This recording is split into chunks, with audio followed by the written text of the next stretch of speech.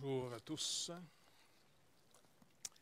et à ceux qui nous écoutent un peu partout en ce moment, entre autres mon ami à Lyon, Jean. Il y a des gens en Suisse qui nous écoutent, à Bordeaux, Pasteur Coudjour, puis toutes nos équipes en Afrique. Quel privilège, hein? Ça fait bizarre, hein? Donc, aujourd'hui, toujours des leçons qu'on doit tirer de Colossiens pour pas que ce soit juste un livre qu'on passe rapidement sans en retirer de l'instruction. N'oubliez pas l'instruction qui est différente du divertissement. Quand on veut s'instruire, on répète les choses jusqu'à ce que ça bouge les anciennes choses qui souvent nous empêchent de voir mieux le plan de Dieu pour nos vies. Et puis, on va profiter de chaque moment de notre vie en passant qu'il n'y a toujours qu'une saison. Tu sais, nous autres, ici au Québec, au Canada, on a 4 saisons. Et là, on a un genre de petite bulle d'été. C'est plaisant quand même, en plein mois de novembre, d'avoir de la température qui monte jusqu'à 17, 18. Mais ça avec, ça passe, hein? C'est drôle parce qu'on a eu de la neige la semaine passée, puis là, on se retrouve en été, on dirait. Mais tout est une saison dans nos vies. Et c'est pour ça que rendre grâce à Dieu, de voir sa grâce dans toutes les saisons de notre vie. Même le monde développe une philosophie qui vont tirer de la parole de Dieu sans même s'en rendre compte. Ils vont favoriser, au fond, l'action de grâce sans rendre grâce à Dieu. Les gens qui sont positifs, tu sais, on entend ça, des gens positifs, des gens qui savent voir le meilleur côté de la vie, des gens qui sont reconnaissants, sont des gens souvent qui ont même une meilleure santé que les autres. C'est des gens qui sont même souvent mieux éclairés, pas naïvement, mais de toujours savoir comment on peut tirer le mieux d'une situation plutôt que de s'en plaindre et de jouer à l'éternelle victime. Je sais que c'est à la mode aujourd'hui d'être une victime, mais j'aimerais juste nous rappeler, si vous campez dans le mode de victime, en d'autres mots, vous ne pourrez pas vous en sortir. Parce que le Seigneur est venu sauver ce qui était perdu. Et dans les situations où on voit finalement que les choses ne vont pas nécessairement bien, selon notre point de vue, eh bien, c'est toujours un bon prétexte d'aller finalement rejoindre le Seigneur qui est venu sauver ce qui était perdu. Le Seigneur ne vient pas chercher les meilleurs, parce que les meilleurs vont souvent vivre dans une suffisance d'eux-mêmes. Ils ne s'en rendent pas compte. Vous vous rappelez l'histoire que Jésus raconte du pharisien et le publicain, que les deux montaient au temple pour aller prier. Le pharisien, c'est vraiment comme un clown. Mais on peut être malheureusement des fois ce clown. Et puis finalement, il loue le Seigneur qui n'est pas comme le reste des hommes. Et entre autres, il voit le publicain au loin, puis entre autres comme lui, là, ce loser, le publicain. Et il étale devant le Seigneur avec fierté tout ce qu'il fait. Donc, il est en train de dire où il a mis sa foi. Et contrairement à ce qu'on pourrait penser, il n'a pas mis sa foi en Dieu.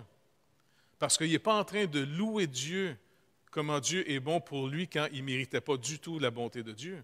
Il est en train de se louer lui et de dire c'est tout à fait normal, Dieu, que tu m'aimes. Regarde comment je suis merveilleux. Je dois t'impressionner, je dois être une consolation pour toi. Parmi tous ces losers, je suis un petit bijou pour toi. Mais on peut être pathétique à ce point-là, ça a l'air de rien. Quand l'Église commence à mépriser le monde parce qu'ils n'ont pas Christ, eh bien, faites attention. On perd de vue que le Seigneur a pris des perdus. Et comme Paul le rappelle aux Corinthiens, je sais qu'ils n'ont dû pas aimer ça, lire ça, là. Bon, Paul avait un langage plus raffiné que le mien, il ne traitait pas de pourri. Mais il leur rappelait, dans le langage de l'époque, avez-vous remarqué que parmi vous, il n'y a pas beaucoup de nobles? Il n'y a pas beaucoup de gens de la haute. En d'autres mots, vous êtes un petit peu les restants de la société, surtout ceux qui ont échoué dans la vie. Mais vous êtes aimés de Dieu. Et Dieu fait de vous ses enfants et les héritiers du prochain monde. Mais ne perdez pas de vue la grâce que Dieu vous a faite, et surtout quand le Seigneur commence à opérer dans notre vie des délivrances. Dieu, souvent, quand il nous prend à sa charge, il nous protège. Je ne sais pas combien de choses dans notre vie qu'il nous a accordées et données qu'on n'aurait pas eu si on ne l'aurait pas connu. Pensez à votre vie sans Christ. Moi, si je me rappelle de ma vie avant que Christ vienne dans ma vie, que le Seigneur me sauve, eh bien, si j'avais continué dans ce même parcours-là, je ne sais même pas si je serais encore vivant aujourd'hui. Et je n'aurais pas eu tous les privilèges et les bénédictions qui ont accompagné de marcher avec lui pendant, là, ça va faire plus de 40 ans. Vraiment, là, c'est... Mais il ne faut pas perdre de vue que c'est sa grâce. C'est très dangereux. Fait que, pour le son, aujourd'hui, ce serait donc le chapitre 4 au verset 2. Persévérez dans la prière, veillez-y avec action de grâce. Mais on va essayer de mieux comprendre qu'est-ce que Paul entend par persévérer dans la prière et veillez-y avec action de grâce. Donc, vous avez remarqué ici, il dit veillez-y en restant reconnaissant. Action de grâce et remerciement. Même chez les Hébreux, le mot, au fond, toda, qui veut dire merci, eh bien, vient de ce terme-là, de rendre grâce, remercier le Seigneur. À tous les jours, on peut avoir plein de sujets pour le remercier. Comme les Anglais chantent souvent avant de manger, là, tu sais, count your blessing, tu sais. Compte tes bénédictions, puis vois comment le nombre en est grand. Parce que quand on compte les bénédictions que Dieu nous accorde, et n'oubliez pas, toujours dans une saison qui va passer. Je ne sais pas si vous avez déjà regardé des anciens albums de photos de vous, quand on a un certain âge. Avez-vous remarqué souvent en disant, coudonc, pourquoi je me trouvais si laid quand j'étais jeune? Avez-vous remarqué qu'en vieillissant, on trouve tous les jeunes beaux? C'est peut-être parce que notre vue baisse, je ne sais pas. Mais le danger, c'est de ne pas savoir être reconnaissant à chaque période de notre vie, surtout parce que Christ est dans notre vie. Mais maintenant, on va voir comment le Seigneur veut qu'on reste justement persévérant et vigilant. Parce que rappelez-vous, l'apôtre Pierre nous rappelle qu'on a un ennemi. Puis j'aimerais juste qu'on puisse se rappeler, vous avez ma petite coquelicot, merci Serge, je t'avais demandé, ça nous rappelle que si on est dans un pays béni, tranquille, en paix, il y a des gens qui ont payé cher.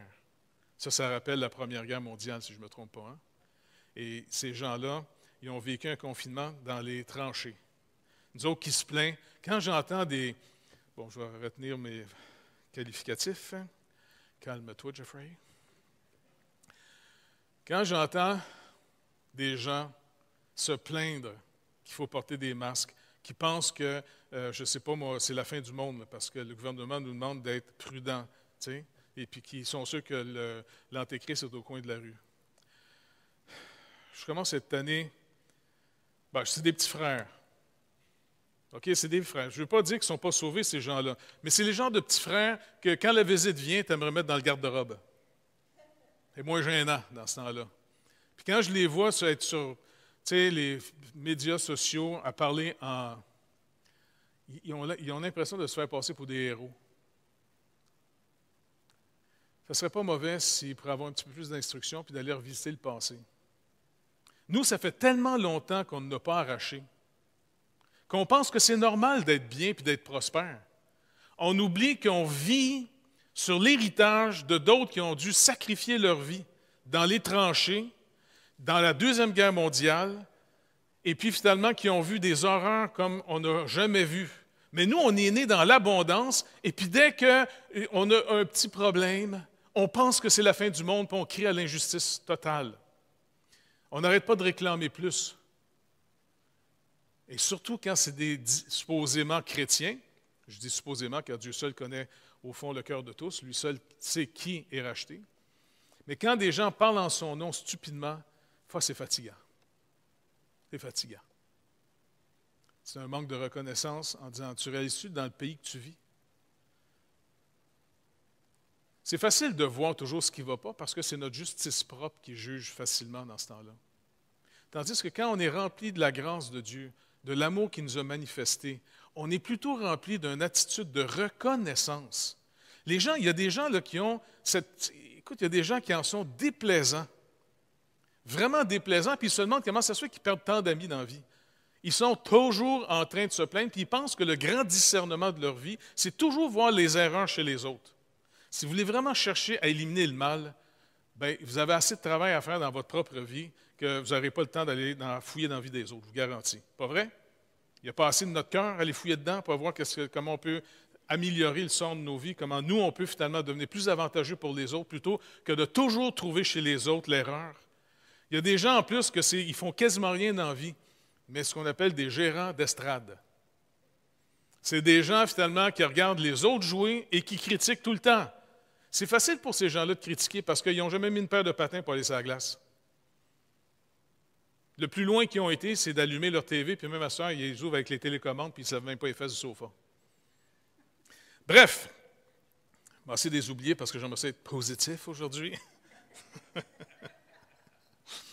Donc, l'apôtre ici, qui est en prison et qui écrit aux Colossiens qui sont dans la liberté, il leur écrit d'être persévérants car ils sont dans une saison favorable. Mais c'est facile pour eux de perdre de vue. N'oubliez pas, je vais vous dire juste selon l'histoire, dans quelques années après que cette lettre a été lue chez les Colossiens, est-ce que vous savez ce qui est arrivé à la ville de Colosse? Exactement. Il y a eu un énorme tremblement de terre, la ville a été rasée. Peut-être beaucoup des croyants qui ont lu cette lettre dans un temps que tout allait bien, l'apôtre leur dit « Persévérez dans la prière ». Parce qu'un peu plus tôt, il a écrit dans la lettre « Attachez-vous aux choses d'en haut, pas celles qui sont sur la terre. Attachez-vous à la réalité qui est la plus stable, la plus fiable, la plus éternelle, celle que tout est comblé, tout est parfait. Car ici, présentement, rappelez-vous, tout va passer. Vous n'êtes que dans une saison. »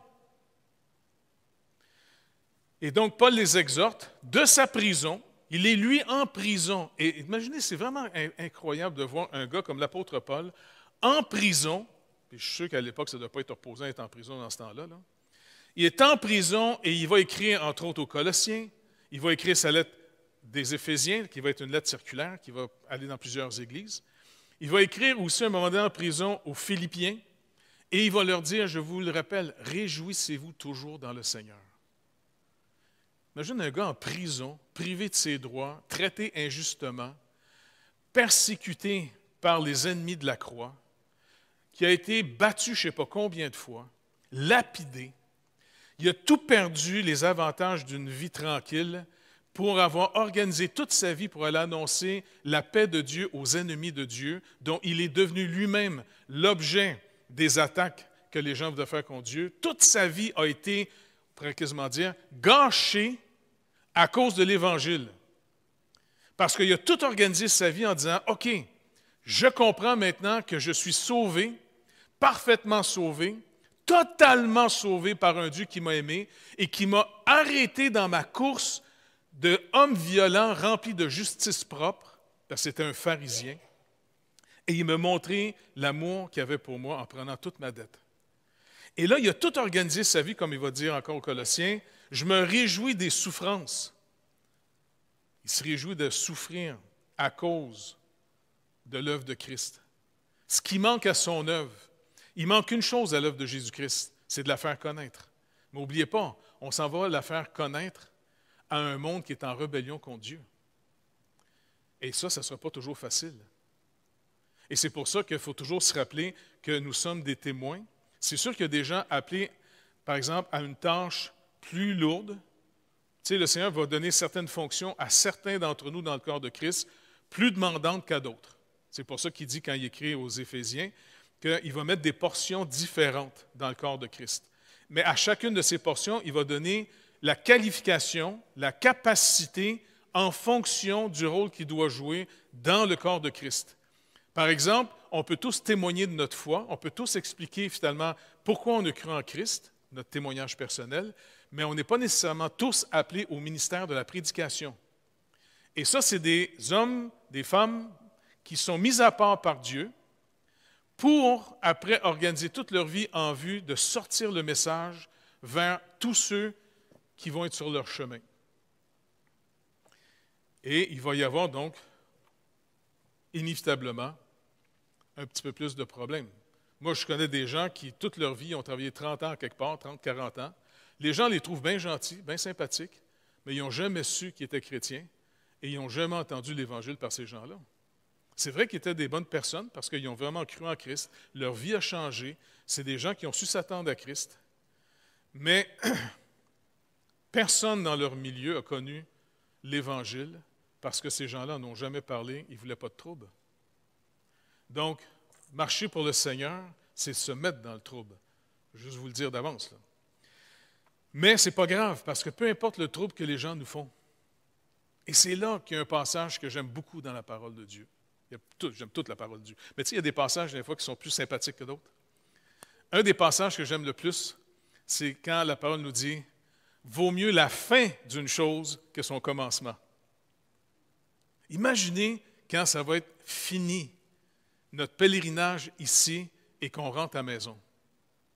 Et là, il n'y aura plus jamais en avant de nous la fameuse mort qui s'en vient. Il n'y aura plus les tentations, il n'y aura plus d'épreuves, il n'y aura plus de méchanceté, il n'y aura plus le mal, ni en nous, ni à l'extérieur de nous. Là, on va être totalement dans la délivrance finale et totale dans sa présence. Pour l'instant ici, il ne faut pas s'en faire. Quand ça va mal, rappelez-vous, tout n'est qu'une saison. Tout n'est qu'une saison. Et les saisons, ben, tu ne peux pas mettre un break sur une saison. Hein? On ne peut pas décider, nous autres, non. On est dans une démocratie, on décide que cette année, il n'y aura pas d'hiver. Ça ne changera pas grand-chose, même si on est majoritaire sur la décision. On va se taper des moins 25, des moins 30, comme à chaque année. Et c'est très bien, parce que pendant ce temps-là, avantage, il n'y a pas de moustiques. Hein? Il y a toujours quelque chose de bon à chaque saison. Bref, mais l'apôtre nous dit ici, persévérer dans la prière. En d'autres mots, il veut nous rappeler comment je vais chercher les choses d'en haut, comment je vais considérer les choses d'en haut plus que celles qui sont sur la terre.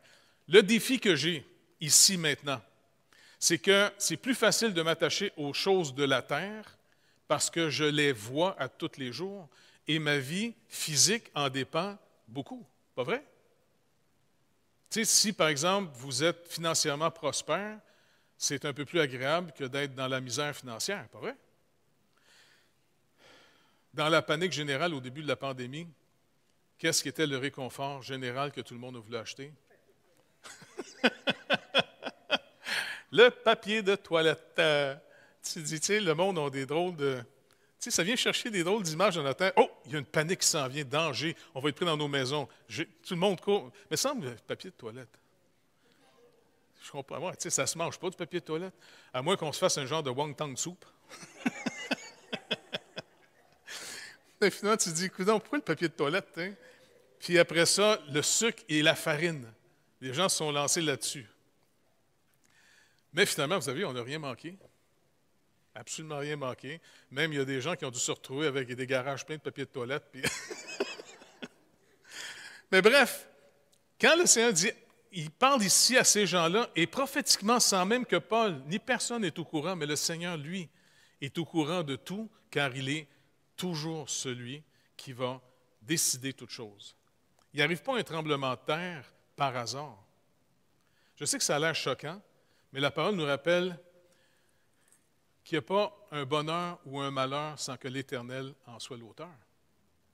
Les gens, il n'a pas le droit de nous faire des malheurs, sinon il est méchant. Il n'est pas méchant. Il est peut-être méchant selon votre tribunal personnel. Mais est-ce qu'on a oublié que la parole de Dieu nous a dit qu'on est chez lui? On est dans sa création. C'est pas lui qui est... On est tellement des égocentriques, les me, myself and I, là. On est tellement centrés sur nous-mêmes qu'on a même l'impression que Dieu fait partie de notre vie. C'est comme si, même l'expression « il est venu dans ma vie », j'ai de la misère avec celle-là un petit peu. Parce que, il me semble, c'est bien plus lui qui m'a mis dans la réalité de sa vie. Que c'est sûr qu'il est rentré dans ma vie, mais il est rentré dans mon petit univers un peu, tu sais, on est tous les petits auteurs de des romans de notre vie, hein? On se raconte des histoires. Et là, il est rentré dans notre histoire comme un personnage. Mais en réalité, c'est qu'il a déchiré le voile et il nous a fait voir, on est chez eux, on est chez lui. Quand on lit bien la parole, dans l'Ancien Testament, David même rappelle dans les psaumes, « Rappelle-toi que je suis un étranger comme mes pères. On est chez toi. On est dans ta création. Dieu est le seul qui existe par lui-même depuis toujours. Et nous, on est finalement existants parce que Dieu a créé l'existence humaine. On a brisé l'alliance en partant parce qu'on a voulu être égaux à lui. Et le Seigneur, dans son amour, en partant, il nous a fait la promesse de venir lui-même dans notre misère, prendre la peine qu'on mérite pour nous délivrer. Il a annoncé que ce serait par la postérité de la femme. Il l'a rappelé encore une fois par Isaïe le prophète que ce serait une femme qui aurait un enfant qu'on appellerait Emmanuel. Et quand Marie est devenue enceinte, elle était cette femme choisie de Dieu, par pure grâce, pour devenir la femme qui porte le Messie. Est-ce que vous réalisez que, là, aujourd'hui, tout le monde aimerait être Marie, pas vrai? Tu sais, que surtout dans certains côtés du christianisme, tout le monde, hey, ça devait être béni d'être Marie. Lisez comme il faut l'histoire. Qu'est-ce que, finalement, lui a été annoncé? Un épée va te transpercer le cœur. Est-ce que vous réalisez que cette femme, en acceptant ce que l'ange Gabriel lui dit, pour moi, c'est la première forme d'une personne qui marche avec Dieu. Et ce n'est pas à son avantage humain. S'il vous plaît, essayez de le voir. C'est une jeune femme et fiancée à un homme. Et puis, c'est deux personnes qui sont propres. Contrairement à aujourd'hui, où tout le monde couche de droite à gauche, puis à un moment donné, après la 25e personne, tu vas peut-être décider qui tu vas choisir, tu sais. Ça me fait toujours penser un peu comme les gens. Est-ce que vous achetez des sous-vêtements qui ont été utilisés? Non? En tout cas, pensez à l'image. Là. Eh bien, finalement, tout ça pour dire que cette femme, elle vit selon la crainte qu'elle a de la parole de Dieu, le respect profond de Dieu. C'est un homme et une femme qui vivent dans l'intégrité de ne pas avoir de relations sexuelles avant que le mariage officiel soit dit, fait, selon les coutumes de l'époque. OK? Ça varie peut-être d'une culture à une autre, mais il y a une manière toujours officielle de faire un mariage. Et l'ange Gabriel lui apparaît, sous la forme humaine, lui annonce qu'elle va devenir enceinte. Elle lui rappelle en disant, c'est que je ne couche avec personne, moi, en ce moment. Marie, ce n'est pas une genre de petite fille naïve, niaiseuse. Là. Elle sait très bien comment les bébés se font. Je suis fiancé avec un homme seulement. On n'est pas ensemble. On ne couche pas ensemble. On attend le mariage. Donc, comment tu veux que... Non, c'est le Seigneur lui-même va faire. Peut-être que les Écritures lui sont venues. Ésaïe, Genèse. La femme était pour avoir une postérité. Et c'est pour ça qu'en Israël, c'était tout le monde, tous les gens mariés voulaient avoir des enfants. Parce que la postérité était toujours la promesse de la venue de celui qui était pour être le Rédempteur. Spécialement ceux de la tribu de Juda et encore plus la famille de David, toute la descendance. C'est pour ça qu'on voit même des femmes dans l'Ancien Testament pleurer de ne pas avoir d'enfants. Aujourd'hui, c'est plus le contraire, on dirait des fois que les femmes pleurent d'avoir des enfants. Mais à l'époque, parce que les gens valorisaient d'abord les enfants comme étant, si tu as des enfants, ça annonçait que tu as participé au futur. Tu as participé finalement au genre humain, et spécialement en Israël, plus que ça, tu participes à la promesse que Dieu avait faite à Abraham, que de la chair d'Abraham, un jour viendrait celui qui était pour être le libérateur. Donc, quand une femme ne pouvait pas avoir des enfants, c'était comme un drame. C'était comme si elle ne pouvait pas participer à l'espérance d'Israël. C'était énorme. Et donc, Marie, elle entend qu'elle va avoir l'enfant. Mais elle a le courage, j'aimerais juste parler ici, elle a, cette femme, le courage de dire qu'il me soit fait selon la volonté du Seigneur. Je risque ma réputation et peut-être même sa vie. À l'époque, là, une femme qui tombe enceinte en dehors des liens du mariage, n'était pas reposant pantoute. C'était dangereux. Et l'ange, pour fortifier sa foi, lui dit, « Va voir ta cousine Élisabeth, qui est déjà dans son âge avancé et qui est enceinte. » Juste montrer, Dieu a fait une grâce à cette femme, parce que toute sa vie, ce couple, donc c'était Zacharie et puis Anne, je pense, Élisabeth, eh bien, finalement, elle ne pouvait pas avoir d'enfant. Et vous vous rappelez qu'il était, lui, parmi les Lévites. Il était en train de faire le service du parfum. Et il a eu justement la visite du même Gabriel.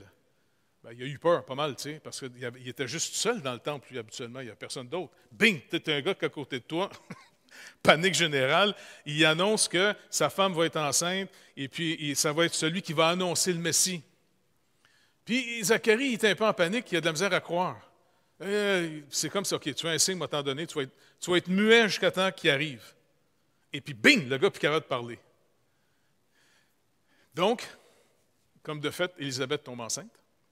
Marie reçoit le message et il dit, va la rejoindre, va voir, ça va fortifier ta foi. OK. Elle part, après avoir entendu ce message, s'en va passer 3 mois chez Élisabeth jusqu'à ce qu'elle accouche. Et c'est quand même intéressant que Jean-Baptiste commence son ministère d'évangéliste, de proclamateur, encore dans le sein de sa mère. Et ça, c'est tôt dans le ministère. Imagine, il est dans le ventre de sa mère, je pense qu'il y a 6 mois, quand il entend la voix de Marie, qui est la mère, la femme, la jeune fille qui porte le salut du monde. Et déjà, il veut commencer son ministère en pognant les côtes de sa mère. Tu sais, laissez-moi sortir! C'est trop beau de voir l'amour que Dieu a et comment il y a un sens de l'humour même chez le Seigneur. Hein? Mais il met le sens de l'humour dans nos vies parce qu'il sait très bien qu'on est au milieu de ses ennemis. On est dans le monde de la chair, pour prendre l'expression de l'apôtre Paul. Et notre chair est inimitié contre Dieu. Mais Marie revient 3 mois plus tard. Bon, ça ne devait peut-être pas paraître trop tôt encore. Hein? Ça ne paraît pas tout de suite. Hein? 3 mois, les mesdames qui ont eu des enfants, ça paraît-tu 3 mois? Non? Ça dépend des madames?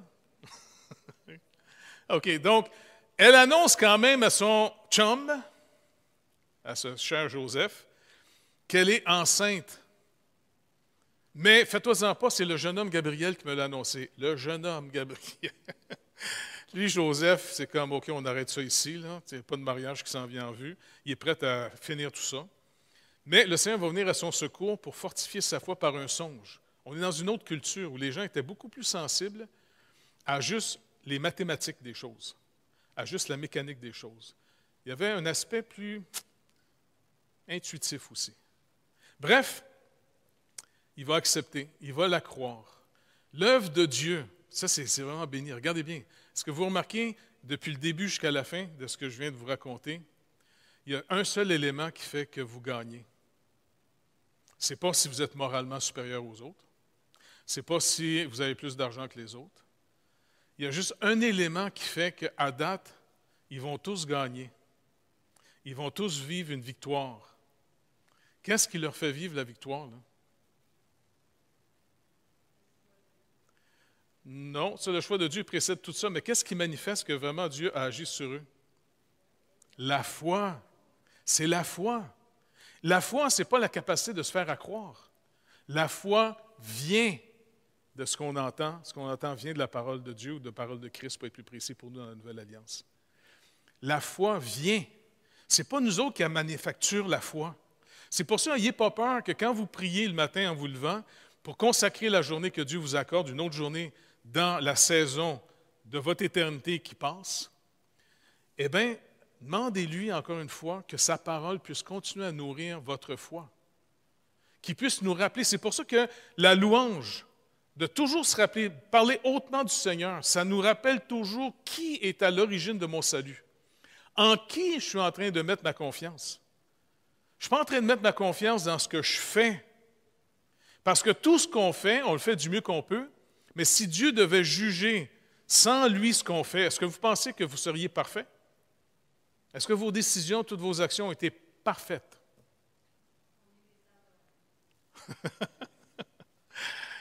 Mais quand la lumière de Dieu se fait, ce qui est vraiment béni, puis quand on lit les Écritures, c'est encore plus évident, donc c'est une lumière pour qu'on puisse s'éclairer. Le Seigneur, c'est sûr qu'il nous demande que la motivation de base dans notre vie, c'est 2 choses. La foi, lui faire confiance. 2, l'amour. Le type d'amour qui veut qu'on apprenne à s'aimer. Je vais juste le rappeler encore, selon Paul, comment il veut qu'on apprenne à s'aimer. Vous allez voir, c'est quelque chose qui est faisable et non pas quelque chose qui se fait tout seul. Il dit, ainsi donc, comme des élus de Dieu, on a été élus, saints et bien-aimés, revêtez-vous. Donc, vous avez remarqué ici, c'est nous qui mettons le vêtement. Il n'est pas dit, vous allez être revêtus. Il dit, revêtez-vous, vous revêtez-vous, d'entrailles de miséricorde, de bonté, d'humilité, de douceur, de patience.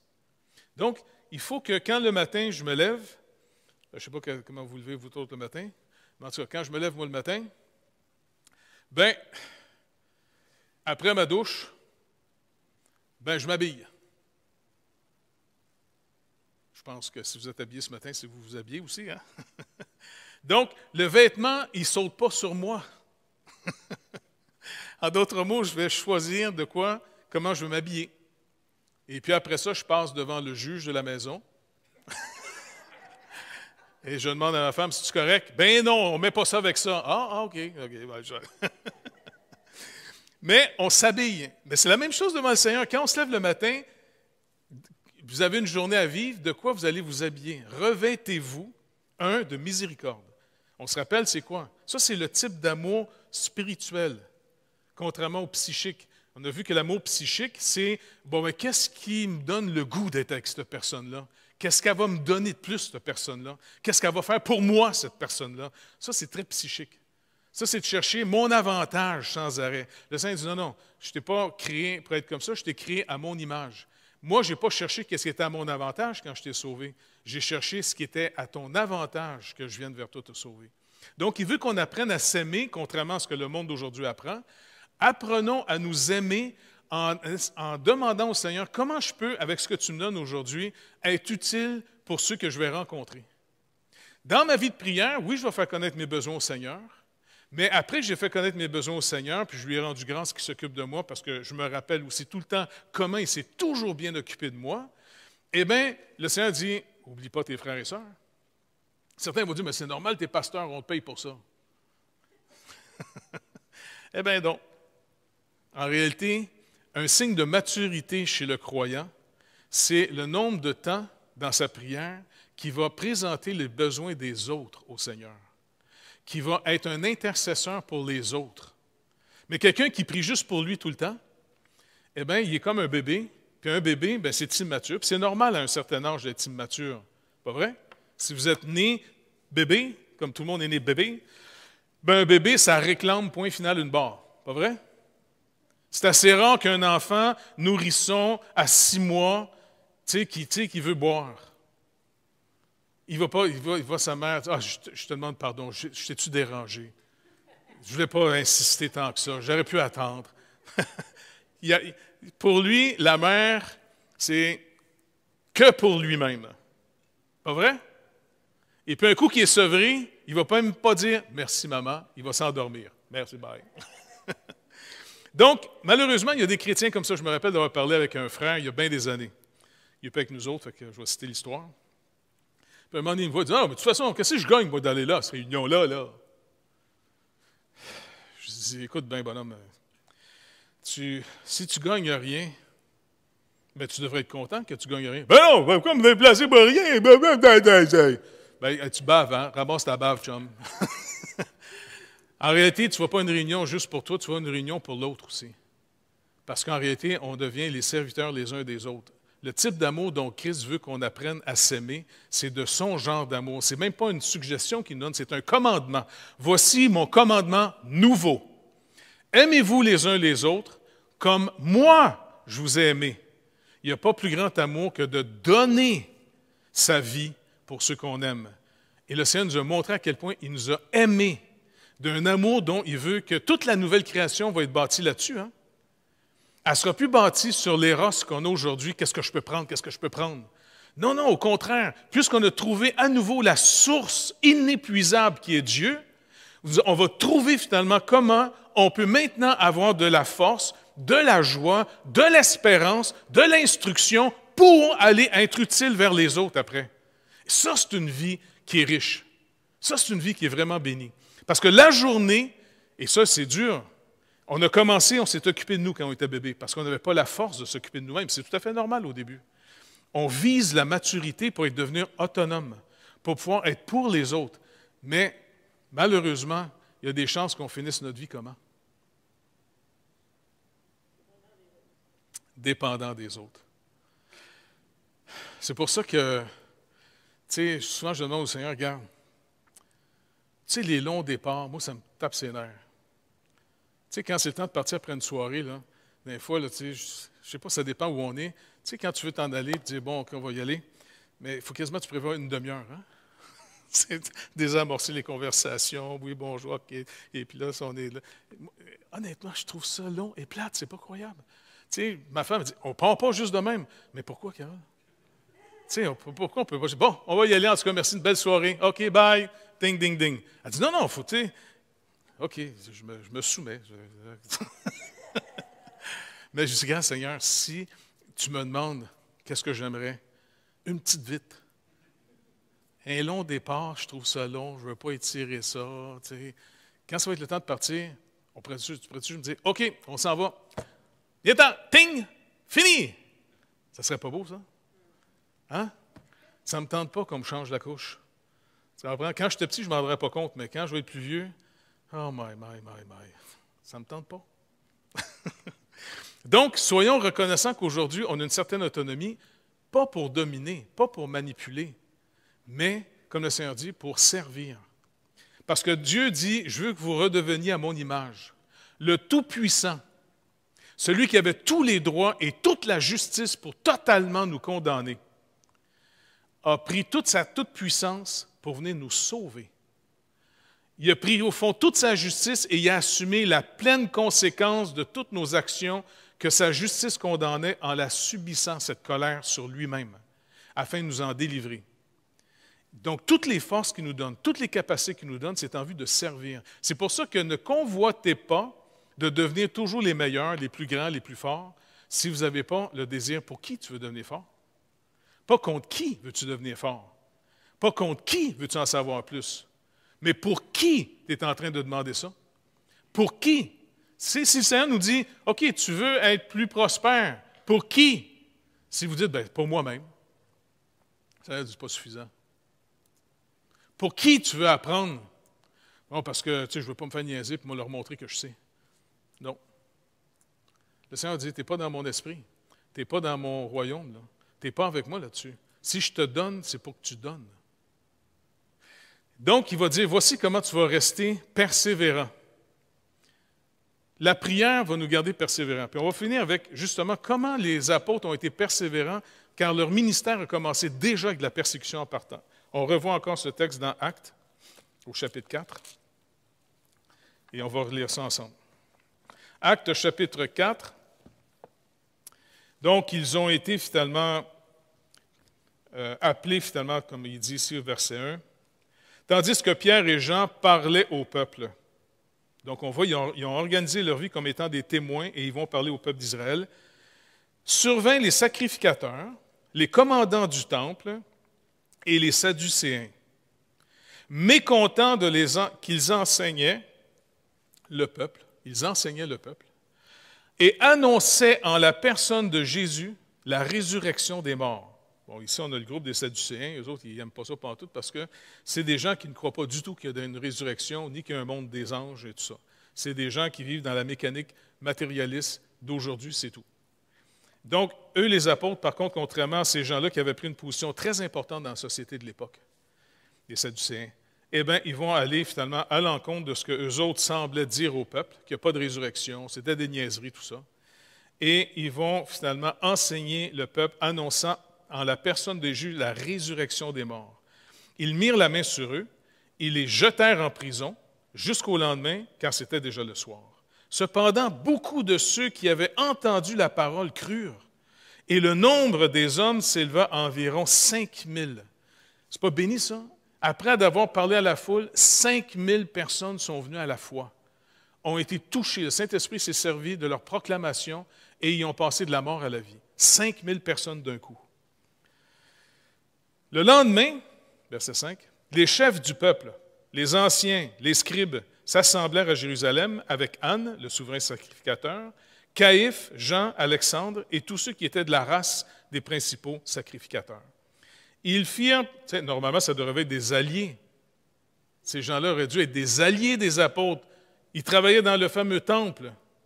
C'étaient les protecteurs de la religion. Faites attention à penser finalement que les institutions l'ont toujours. Ils firent placer au milieu d'eux Pierre et Jean et leur demandèrent « Par quel pouvoir ou au nom de qui avez-vous fait cela? » Alors Pierre, rempli du Saint-Esprit, ça c'est trop beau aussi, rempli du Saint-Esprit. Il ne nous laisse pas tout seuls. Le Seigneur va être avec nous. Rempli du Saint-Esprit, leur dit « Chef du peuple et anciens d'Israël, puisque nous sommes interrogés aujourd'hui sur le bienfait accordé à un homme malade, afin que nous disions comment il a été guéri, sachez-le tous, et que tout le peuple d'Israël le sache. C'est par le nom de Jésus-Christ de Nazareth que vous avez crucifié et que Dieu a ressuscité des morts. C'est par lui que cet homme se présente en pleine santé devant vous. Jésus est la pierre rejetée par vous qui bâtissez et qui est devenue la principale de l'angle.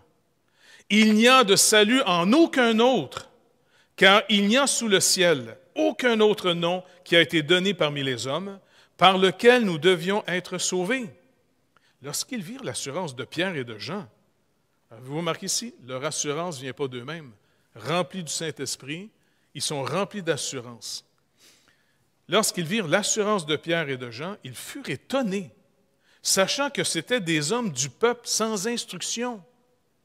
Là, n'oubliez pas, c'est des paysans de la Galilée qui sont en train finalement d'être interrogés par les grands scientifiques et les grands religieux de l'époque. Ils sont impressionnés de voir que Pierre et Jean ne sont pas complexés d'être des petits paysans parce que normalement, les gens instruits, les gens capables, les gens puissants de ce monde aiment intimider les petits à leurs yeux. Mais Pierre et Jean ne sont pas intimidés du tout parce qu'ils connaissent la vraie richesse qui rend quelqu'un de riche. Ce n'est pas ton argent, ce n'est même pas tes diplômes, c'est est-ce que le Seigneur te connaît? Est-ce que tu es racheté par lui? Est-ce que c'est en son nom que tu parles? Eux, ils connaissent leur origine. Eux autres, ils se donnent une origine. Ils essaient d'être rachetés par leurs œuvres, par leurs accomplissements, par leurs diplômes, par leurs grandes choses. Eux autres, là, c'est tellement l'œuvre de Dieu. Eux autres, ils n'ont pas besoin de fouiller en eux-mêmes. Ils n'ont pas besoin de fouiller dans leur poche pour voir s'ils sont quelqu'un. Ils sont connus du Seigneur. Vous êtes quelqu'un.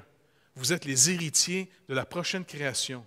Mais le drame, c'est dur à le croire, à moins, comme on va voir, si on doit persévérer dans la prière pour rester vivant à tout ça.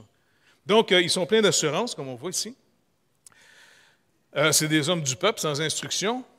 Ils les reconnurent pour avoir été avec Jésus.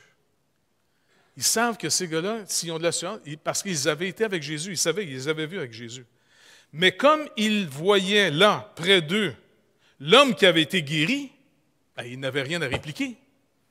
Écoute, tu as un infirme qui est là depuis je ne sais pas combien de temps, il est guéri instantanément, le monsieur est à côté des deux autres, tu as la preuve vivante du gars à côté, ils ne savent plus trop quoi dire. Mais plutôt que d'avoir l'humilité de reconnaître en disant, écoute, malgré toute l'instruction qu'on a, malgré toute la position qu'on a dans la société, peut-être qu'on ne sait pas ce qu'il faut savoir. Et ces gens-là qu'on méprise du peuple, des petits bonhommes de rien, ils ont été avec Jésus. Il y a une manifestation assez évidente ici que quelque chose s'est passé qui dépasse ce qu'on peut comprendre. Non, ils ont décidé d'avoir une autre attitude. Ils ordonnèrent de sortir du Sanhédrin, ils les font sortir. Ils délibérèrent entre eux, disant, « Que ferons-nous à ces hommes? » Il me semble que j'aurais été, bien, les gars, on va leur demander comment c'est arrivé, comment on peut les suivre. Mais non, eux autres, ça va être humiliant, parce que les suivre, ça veut dire que toute ta grande position dans la société d'aujourd'hui ne vaut plus rien. Ça ne vaut plus rien. Mais là, le vrai trésor, c'est eux qui l'ont trouvé. Car il est manifeste pour tous les habitants de Jérusalem, qu'un miracle signalé a été accompli par eux. Et nous ne pouvons pas le nier. En plus, ils sont même pas capables de le nier. Ils disent, on ne peut pas le nier. Mais ça me semble que tu as toutes les preuves. Qu'est-ce que t'attends, bozo, pour les suivre? Mais non, trop épais. Parce qu'un épais, ça tient à ce qui fait sa différence des autres. C'est dangereux d'être épais. Mais, afin que la chose ne se répande pas davantage parmi le peuple, ils vont lutter contre ça maintenant. Défendons-leur avec menace de parler désormais à qui que ce soit en ce nom-là. C'est pas fort, ça. Et les ayant appelés, et ils leur défendirent absolument de parler et d'enseigner au nom de Jésus.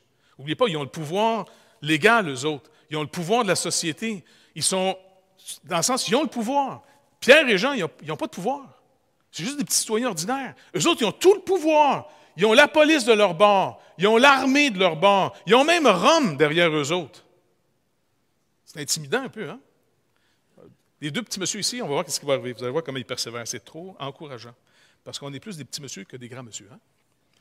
Les ayant appelés, bon, ils leur font dire. Pierre et Jean leur répondirent, « Jugez s'il est juste, devant Dieu, de vous obéir plutôt qu'à Dieu. » Et ce n'est pas avec arrogance qu'ils disent ça, là. Comme trop souvent, des fois, je pense que j'en entends. Là. Non, non. En toute humilité, écoutez, voyez s'il est juste. Je veux dire, on veut bien reconnaître votre position, mais Dieu nous a demandé finalement de faire ce qu'on fait. Et en plus, il fait la démonstration que c'est vraiment son œuvre que nous faisons. Le gars, c'est pas nous autres qui l'a guéri, cet homme-là. Là. On n'avait pas des aspirines dans nos poches. Là. Il a été guéri par Dieu lui-même. Ce n'est pas à cause d'une piété personnelle. Ce n'est pas à cause d'une puissance personnelle. C'est à cause qu'on croit dans son nom, on croit dans son œuvre, on croit en lui. Et il nous a demandé de simplement dire à cet homme qu'il lui annonce une grâce que Dieu lui fait. Parce qu'il est une manifestation qu'on s'en va annoncer la grâce de Dieu à tous ceux qui vont venir à lui par Jésus-Christ. Il n'y a pas d'autre nom par lequel on peut être sauvé. Il n'y a pas d'autre chemin. Il n'y a pas d'autre moyen d'être sauvé sur toute la planète Terre, de venir à Dieu par Jésus-Christ. Alors nous, les gars, écoutez, voyez s'il est juste. On obéit à Dieu ou à vous? On va obéir à Dieu.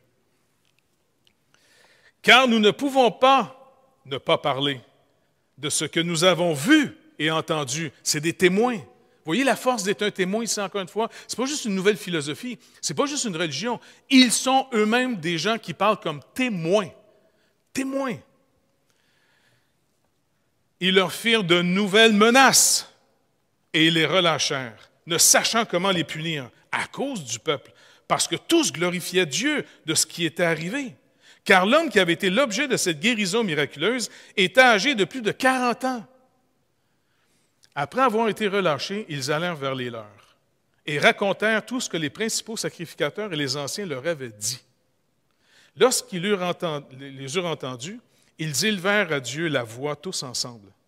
Ça, c'est beau ici. Ils élevèrent à Dieu la voix tous ensemble, collectivement, comme ils avaient appris du Seigneur à prier. Notre Père, pas juste mon Père, notre Père. Ils ont parlé, ils ont ouvert finalement leur voix vers Dieu tous ensemble. Et qu'est-ce qu'ils ont dit? Ils dirent, « Seigneur, toi qui as fait le ciel et la terre, la mer et tout ce qui s'y trouve. » Avez-vous recommencé? Regardez encore une fois comment ils prient. Avant de demander quoi que ce soit, ils ont commencé à louer Dieu. Ils parlent hautement de lui. Ils se sont rappelés à qui ils s'adressent. Le Créateur de tout l'univers, l'auteur de toute la création. Est-ce que vous réalisez que quand on s'adresse à Dieu, on parle à l'auteur de toute la création, de toute forme d'existence, dans le ciel comme sur la terre et sous la terre? On a accès à son trône, on parle au Créateur tout-puissant et qui nous a reçus dans sa présence parce qu'il nous a fait connaître le nom par lequel on peut venir vers lui. Il nous a fait connaître en envoyant vers nous des messagers pour nous annoncer la bonne nouvelle. Et il a ouvert notre cœur pour qu'on puisse recevoir cette bonne nouvelle. Et aujourd'hui, si on dit qu'on est sauvé, ce n'est pas par nos mérites, c'est parce qu'on a cru ce qu'on nous a annoncé. Et Dieu, après, quand la bonne nouvelle est arrivée, au long de toute notre vie, il nous l'a confirmé sans arrêt qu'il nous avait rachetés. Et il y a des gens qui sont plus témoins que d'autres. Parce que, encore une fois, il faut abandonner ce qui fait de nous une distinction des autres, qui est de l'orgueil, de l'arrogance, qui souvent est à l'origine du jugement qu'on fait des autres. On abandonne cette forme de justice qui nous distingue des autres pour maintenant venir vers une forme de justice qu'on reçoit par la foi. On la reçoit parce qu'il nous montre notre besoin de sa justice qu'on n'a pas. Et donc, ils se rappellent qui est Dieu d'abord. Et ils disent, verset 25, « C'est toi qui as dit par le Saint-Esprit, par la bouche de notre Père, ton serviteur David. » Est-ce que vous réalisez? Qu'est-ce qui inspire leur prière? D'abord, ce que les Écritures disent qui est Dieu, ils vont le louer. Et deuxièmement, leur prière est inspirée d'un psaume, le psaume 2. C'est toi qui as dit par le Saint-Esprit. Donc, ce n'est pas juste David, là. C'est la parole de Dieu. C'est toi qui as dit par le Saint-Esprit, par notre Père, par la bouche de notre Père, ton serviteur David, voici ce qu'il cite, « Pourquoi ce tumulte parmi les nations et ces vaines pensées parmi les peuples? Les rois de la terre se sont soulevés et les princes se sont ligués contre le Seigneur et contre son oint, contre son Christ. » Après avoir cité les psaumes, il prie la prière que Jésus prie. Parce que le Seigneur dit maintenant, « Je vous envoie. » Nous sommes son corps. Quand nous parlons en son nom, nous sommes sa bouche. Et quand nous marchons dans la vie, on marche en son nom. Donc, on n'est pas là pour prier en notre nom. Il faut faire attention aux prières d'improvisation en pensant parce que ça vient de notre cœur, c'est spontané, c'est plus pur. Parce que moi, je pense qu'on sort d'une génération qui est en réaction aux prières apprises par cœur.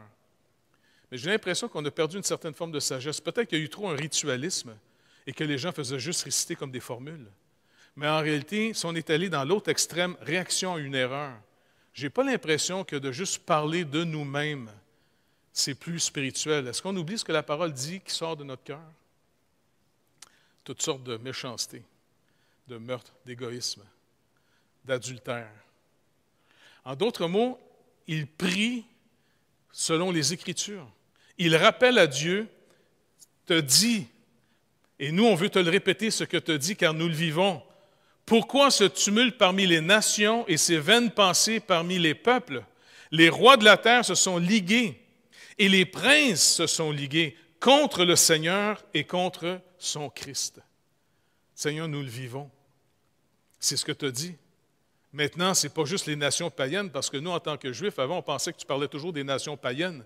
Là, on parle de ton propre, ceux qui se déclarent ton propre peuple, qui n'est plus ton peuple. Ce n'est plus ton peuple. C'est devenu une nation parmi les nations. Car Jésus dit, « Je bâtirai mon Église. » Et là, il prend un reste d'Israël, comme il n'y a toujours eu qu'un reste en Israël. Et il va prendre un reste de toutes les nations du monde pour faire son peuple. Et là, il dit maintenant, qu'est-ce qu'on fait face à leurs menaces? Car tu leur as donné pouvoir, Seigneur. Ces gens-là n'ont pas un pouvoir pour rien. Même Pilate, là, qui est un conquérant romain, il n'y a rien à voir avec le Dieu d'Israël, selon les Juifs. Est-ce que vous vous rappelez ce que Jésus lui a dit quand Pilate dit, « Non, tu ne réalises pas, moi, le pouvoir que j'ai? » Et qu'est-ce que Jésus lui répond? Tu n'as de pouvoir que ce que mon Père t'a donné. En d'autres mots, tu ne pourrais rien faire si mon Père t'a donné ce pouvoir. Toute forme d'autorité dans le monde est une délégation de l'autorité de Dieu. Et ça veut dire que, n'oubliez pas, priez pour les autorités civiles. Priez pour toute forme d'autorité dans notre société, car c'est une délégation de l'autorité de Dieu. D'abord, avant toute chose, on devrait toujours prier pour les parents. La première forme d'autorité que les êtres humains vont côtoyer dans cette vie déléguée par Dieu, c'est les parents, le père et la mère. Et chacun de nous, en tant que parents, on va être aussi un jour à rendre compte au Seigneur comment on a parlé et agi en son nom avec l'autorité qu'il nous a déléguée. Toutes les autorités civiles sont des autorités déléguées par Dieu. Genèse chapitre 9. Dieu a décidé maintenant que sa justice se ferait par un troisième parti humain. Et c'est pour ça qu'il nous rappelle dans Romains chapitre 13, « Bien-aimés, ne vous vengez pas vous-même. » Vous vous rappelez? Et donc, s'il y a quelque chose de grave qui s'est fait contre la loi, amenez ça devant les autorités déléguées de notre société. C'est comme ça qu'on empêche l'anarchie d'entrer dans un pays. Et c'est pour ça qu'on doit prier pour eux. Qu'ils soient chrétiens ou non, c'est secondaire. On doit prier pour ces hommes et ces femmes qui ont reçu une délégation d'autorité et il y a un jugement sur leur vie.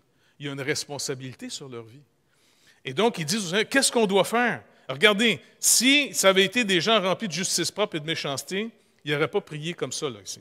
Il continue, verset 27, en disant, « En effet, contre ton saint serviteur Jésus, que tu as oint, Hérode et Ponce Pilate se sont ligués dans cette ville avec les nations, ça c'est les nations externes, les goïms, et les peuples d'Israël. » Donc, ça veut dire que le monde entier, sans exception, Israël et les nations du monde se sont ligués contre Dieu et contre Christ, mais ils ont eu l'impression qu'ils faisaient le mal par eux-mêmes. Regardez ce que les apôtres disent ici, verset 28. « Pour faire tout ce que ta main et ton conseil avaient arrêté d'avance. » Est-ce que vous réalisez comment c'est rassurant?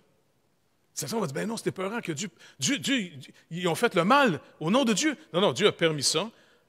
Et le mal qu'ils ont fait, Dieu en a tiré le plus grand bien de tous. Car en ayant rejeté et crucifié le Seigneur de gloire, ils ont finalement signé leur défaite totale et ils ont ouvert, sans s'en rendre compte, la porte maintenant pour tous ceux qui veulent venir à Dieu pour recevoir la vie. Dieu vient sauver ce qui est perdu. Ils ont détruit leur système en disant « Nous sommes les justes ». Il n'y a plus jamais personne qui peut se déclarer juste en dehors de Jésus-Christ. Personne. Car ils ont utilisé même la loi romaine de l'époque, qui était supposément une des meilleures lois, on s'en inspire jusqu'à aujourd'hui. Et deuxièmement, ils se sont inspirés aussi de la loi de Moïse. Et par ces deux lois-là, ils ont finalement jugé selon la chair Jésus et ils l'ont fait exécuter. En faisant ça, ils ont signé leur propre arrêt de mort. Car si quelqu'un juge, le Seigneur nous a bien avertis ici, si vous jugez, rappelez-vous d'une chose, je vais me servir de la mesure que vous avez prise et un peu plus. Faites attention avant de lancer des jugements. Parce qu'oubliez pas, vous devrez être jugé selon la mesure que vous avez prise. Très important qu'on s'en rappelle à tous les jours. Parce que le goût de vengeance est dans le fond de nos tripes. La vengeance est littéralement dans notre chair jour et nuit.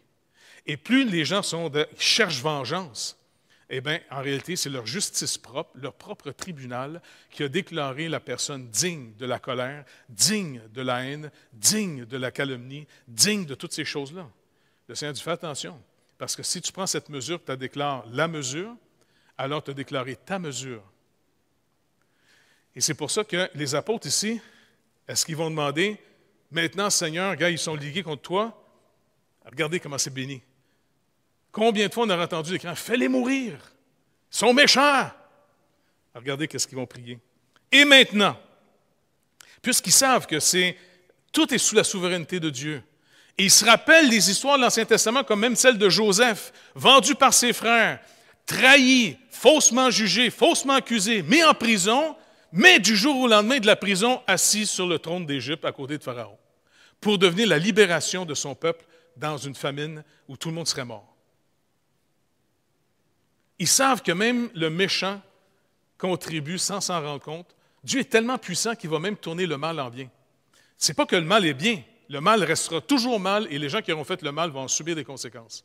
Par contre, le mal n'est pas plus puissant que Dieu. Et Dieu peut même se servir du mal pour faire son œuvre la plus glorieuse. Le Joseph de tous les Josephs, c'est Jésus.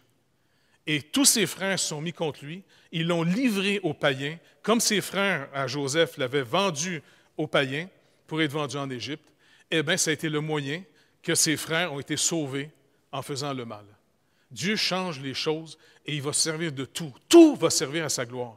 On est sous un Dieu que tout va servir à sa gloire. Et si tout va servir à sa gloire, la fin de nos vies, peu importe comment ça va se passer dans cette vie, ça va finir à sa gloire. Et le Seigneur dit, il va nous dire, rentre maintenant dans ma joie. Et il va nous montrer comment il s'est servi de nous pour continuer à manifester. Regarde comment ils m'ont traité. Non, non, Seigneur, c'est moi qui ont traité de même. Non, ce n'était pas toi. C'est parce que tu marchais en mon nom, parce que tu as parlé en mon nom, parce que je t'ai envoyé au milieu d'eux. Et c'est comme ça qu'ils ont continué à me traiter. Et que tu as rendu manifeste pourquoi ma colère s'en vient. Toi, par contre, grandis en sainteté, grandis en sanctification pour manifester de plus en plus mon image. Pas la tienne qui a le goût de péter des bouches à tout le monde. Mais celui. Ils vont demander quoi? Ils ne vont pas demander la mort de ces hommes-là.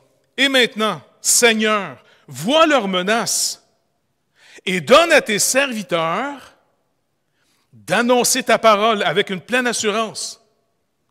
C'est trop beau, ça. Donne à tes serviteurs le courage de continuer à parler, d'annoncer la bonne nouvelle. Parce qu'on est honnête avec toi, on a un petit peu peur. On est pauvre. On manque d'assurance. Ils n'ont pas dit, Seigneur, étends ta main, fais descendre le feu du ciel et puis fais brûler le Sanhédrin d'un shot. Non, donne-nous de l'assurance pour qu'on continue à l'annoncer, ta bonté, ta grâce. Sinon, ce serait la vengeance qu'on aurait naturellement, on aurait demandé la vengeance. Ils n'ont pas demandé vengeance. Ils ont dit que ta grâce surabonde, que ta grâce soit plus grande que le mal. Où le péché a abondé, la grâce surabonde. Mais c'est rien que ceux qui connaissent le Seigneur qui peuvent faire une prière comme ça. Les autres vont faire la prière du diable, l'accusateur des frères. Tue-les, Seigneur, tue-les, tue-les, vengeance, vengeance. Maintenant, Seigneur, vois leurs menaces. Donne à tes serviteurs d'annoncer ta parole avec une pleine assurance, en étendant ta main pour qu'ils se fassent des guérisons, pas de la mort, des guérisons, des miracles, des prodiges par le nom de ton saint serviteur Jésus. On ne veut pas finir nos vies de même. Moi, ça ne me tente pas de finir amer. Si je ne fais pas attention, je vais voir le Seigneur tous les jours. Seigneur, rappelle-moi ta bonté. Rappelle-moi, tu sais. Puis il me renouvelle. Ça fait plus de 40 ans que je prêche. Puis, écoute, je ne suis pas parfait. Vous me le rappelez régulièrement, de toute façon. Et puis, il y a des petites erreurs que tu fais, puis les gens qui veulent t'écœurer, ils vont se servir de n'importe quoi qui n'est pas correct pour essayer de t'avoir tout le temps. Puis il y a bien des gens qui sont venus, puis il y a bien des gens qui sont partis. Et puis finalement, tu le vis des fois comme des trahisons, comme des abandons, que tu viens comme usé, mais tu dis, c'est comme si, attends, Seigneur, rappelle-moi une chose, ta fidélité à toi. Tu nous as rappelé sans arrêt qu'ici, tout passe, mais qu'en réalité, tu m'as fait le privilège et l'honneur absolument incroyable, pas au meilleur moment de ma vie où j'étais le plus spirituellement incroyable, un moment dans ma vie où est-ce que même mon pasteur se demandait si je n'étais pas sur obsession démoniaque. En disant, écoute, t'es donc bien incrédule. Et pardon. Parce que je voyais rien que les défauts de l'Église où j'étais. Je ne voyais plus le Seigneur. Puis mon pasteur a eu compassion de moi en disant, non, on va prier pour toi. Puis ils ont prié. Puis étrangement, plutôt que de chasser les oppressions démoniaques, il dit, attends, je ne suis pas sûr, mais on va demander une confirmation au Seigneur parce que j'ai l'impression qu'il t'appelle au ministère. Pas supposé d'être un incrédule, c'est. Et le Seigneur, finalement, quand il appelle, ce qu'il ordonne, il le donne. Et c'est comme ça que j'ai commencé. Je ne peux pas me vanter d'être, après toutes mes études que j'ai faites, après tout. Non, je n'ai pas de tout à rien vous dire. Je peux juste vous dire, il y a le tout, c'est Jésus. Il est tellement bon, il est tellement gracieux, il est tellement merveilleux. Ça ne veut pas dire que quand il m'a demandé d'étudier, je n'ai pas été étudié. Ça ne veut pas dire que quand il m'a demandé de me mettre à part, je ne me suis pas mis à part. Certainement, je l'ai fait. Mais il est à l'origine. Ce n'est pas parce que moi, j'étais meilleur que les autres, moi, j'ai des diplômes, moi, je suis smart, moi, je l'ai. Et puis, non. Et c'est pour ça que je sais que ça fatigue le monde quand je vous dis, écoutez, c'est le Seigneur qu'il faut louer. Nous autres, là, on est des nous autres. Mettez les qualificatifs que vous voulez là-dedans, mais on est l'objet de sa miséricorde. Et c'est ça qui est rassurant. Le monde est sans Dieu. Et un monde qui est sans Dieu, il faut qu'il devienne Dieu pour lui-même. Il faut qu'il soit riche, il faut qu'il soit puissant. Mais il vit de plus en plus dans gloire, ce monde-là. Tandis que le croyant, il n'a pas besoin d'être rien. Il est un enfant. Il est adopté par Dieu. Il est racheté par Jésus-Christ. Le Seigneur nous a fait connaître son amour. Et on n'était pas si aimable que de dire « Hey, wow, lui, il faut que je le sauve, il est tellement merveilleux. » Non. Même souvent, au début de ma conversion, je rappelais souvent « Seigneur, rappelle-toi, c'est toi qui m'as racheté. Je sais que je dois te taper ses nerfs, mais trop tard, tu m'as racheté. Tu sais, je ne veux pas t'écœurer. Tu sais, m'as resté dans le fond du paradis, puis tu sais, je ne te fatiguerai pas. Tu sais. Longtemps, écoutez, j'ai eu peur de Dieu. Longtemps, j'ai eu de la difficulté à croire que Dieu m'aimait. Parce que j'étais pris dans une idée, tu n'es pas si gentil que ça, tu n'es pas si aimable. T'es qui, toi, là? T'sais? Et savez-vous comment Dieu? J'en ai parlé à ma mère dernièrement. J'ai dit, maman, toi puis papa, le Seigneur s'est servi de votre vie pour me parler un jour. J'étais en France dans les premières années de ma vie chrétienne. J'avais beaucoup de difficultés à croire que Dieu m'aimerait. J'avais peur qu'il me rejette. Parce que je ne me sentais pas à la hauteur. Je ne me sentais pas si spirituel. Je ne me sentais pas comme les autres. Je voyais à l'église, c'était tout ému. Ça chantait, ça, tu sais. Puis moi, j'étais comme ordinaire, tu sais. Et ma mère a dit, comment? Non, mais gamin, vous avez adopté Jaco, hein? Il y avait 3 mois qu'il est arrivé à la maison. Vous avez décidé d'adopter un petit bébé. Puis quand il est arrivé à la maison, vous vous êtes aperçu quelques semaines après que Jaco, il y avait des moments de panique. Jaco, il avait beaucoup de difficultés à vivre. Il était en panique sans arrêt, n'importe où. Il faisait des crises partout. C'était comme on appelait notre Jack in the Box, qui s'appelle Jaco. Là, tu sais. Et puis ma mère dit, ah oui, non, honnêtement, avec vos forces et vos faiblesses, vous étiez un couple, vous étiez ensemble, tu sais, vous n'étiez pas parfait, vous nous aimiez en tant qu'enfants, vous n'avez jamais abandonné Jaco. Vous ne l'avez pas retourné finalement en disant, de toute façon, on l'a juste adopté, ce n'est pas un autre. Puis ma mère disait, justement, je me rappelle pendant que tu me comptes ça, elle dit, on avait été voir un psychiatre, un psychologue, et puis le psychologue dit, madame, cet enfant-là, je peux vous référer une place, vous pouvez le placer, ils vont s'en occuper très bien. Et puis, parce qu'il va vous faire mourir, cet enfant-là. Puis ma mère, elle l'a arrêté. Elle a dit, arrêtez un instant. Il ne sera pas abandonné une deuxième fois, là. Non, on l'a adopté, il reste dans la famille pour tout le temps. Puis je dis, maman, quand le Seigneur me rappelait ça de vous deux, c'est comme s'il m'a tellement touché en disant, tu penses que je ne serais pas capable de t'aimer plus que tes parents ont aimé Jaco? Ils n'ont jamais abandonné Jaco. Jamais. Malgré toute leur force et surtout leur faiblesse. Ils ne l'ont pas dompé là. Puis ça me rappelle une histoire. J'avais des amis que ton père connaissait qui étaient riches. On avait été les voir. Puis un jour, je vois une photo d'une petite fille sur leur mur. Ah, elle va être bien non gentille. C'est qui cette petite fille-là? Ah, c'est une petite fille qu'on avait adoptée. Mais finalement, quelques années plus tard, elle a eu un cancer. On a vu que non, ça nous ferait trop de malheur. Fait qu'on l'a renvoyée à l'hospice. Et puis, on ne voulait pas la voir malade. Ma mère, ça lui a tellement brisé le cœur en disant, cette petite fille-là est arrivée dans un monde d'abord abandonné, adopté, puis parce qu'elle est tombée malade, puis elle a pu, au bénéfice des gens qui l'ont adoptée, ils l'ont renvoyée pour qu'elle meure toute seule. Notre Dieu n'est pas comme ça. Il nous aime. Puis Dieu se sert des êtres humains des fois pour illustrer. Il s'est servi de mes parents pour me montrer en disant, « Aie pas peur que je te rejette. Je ne te rejetterai jamais. Je vais toujours m'occuper de toi. Oui, tu n'es pas le meilleur, mais je suis venu sauver ce qui était perdu. Fait que va annoncer la bonne nouvelle. » Et c'est pour ça que je suis resté, peut-être pour bien du monde, un grossier personnage. Puis que les gens sont tannés de m'entendre dire, n'oubliez pas qu'on est pourris. Mais ce qui est rassurant, c'est qu'il ne nous rejettera jamais. Il nous a fait connaître son nom, il nous aime. Il dit, quiconque veut, vienne. Le Seigneur ne mettra pas dehors celui qui vient à lui. Par Jésus-Christ, qu'on a tué avec une jalousie puis une haine terrible. Parce que d'abord, il a montré à toute l'humanité et à ceux qui se pensaient les meilleurs, leurs œuvres étaient mauvaises. Mais Dieu n'est pas venu sauver les meilleurs. Il est venu sauver tous ceux qui vont reconnaître qu'ils ont besoin d'être sauvés. Sans lui, il n'y a pas de salut. Ce monde ne pourra jamais s'en sortir par lui-même. Dieu nous aime. Il nous aime pour vrai. Et il veut qu'on apprenne à s'aimer les uns les autres comme ça. Jaco, mon frère, il a été aimé par des parents qui ont décidé de l'aimer. Ils n'ont pas trouvé leur stimulation pour voir si Jaco méritait d'être aimé. Ils l'ont aimé, puis Jaco, aujourd'hui, il est heureux, il est marié, il a des enfants, et puis il est épanoui. C'est de cet amour-là qu'il veut qu'on s'aime. C'est dans ça qu'il veut qu'on persévère dans la prière. Et c'est comme ça qu'il va nous montrer à quel point il nous aime, et on ne s'abandonnera jamais. Et on n'abandonnera pas non plus le Seigneur non plus. Mais si c'est une autre base, vous avez une autre fondation que Jésus-Christ, ça ne tiendra pas. On s'encourage? On va rendre grâce à Dieu. Seigneur, il n'y a rien qui est comparable à toi, Seigneur. Et merci que ce qui est vraiment beau dans ta création, c'est que quand tu dis dans ta parole que quand on regarde toute la création, on est émerveillé de voir ta puissance et ta sagesse. Car cette création, elle peut être étudiée. Ce n'est pas le fruit du hasard, puis d'un désordre qui fait un ordre sans raison. Il y a des lois qui gèrent tout l'univers, qui précédaient carrément l'action. S'il y a une gravité, qui a proclamé cette étrange loi de la gravité?